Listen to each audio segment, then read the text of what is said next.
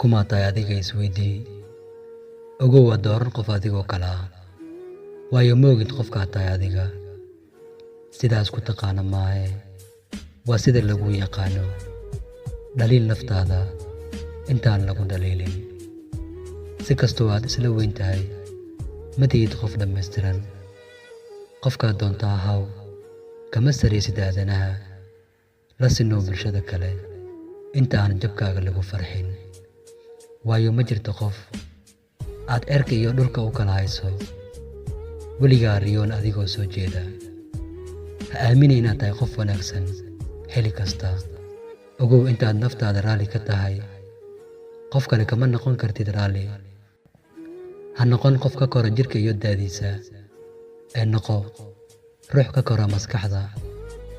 ma awoodda naftaada dhibka ku soo socda inay dheef u beddelato ogow fudaadka qalbiga uma roona soo moogid in la riyooda in la seexdaa ka horrayso waxaan kuu sheegayaa wax yar isku day inaad fahanto wax badan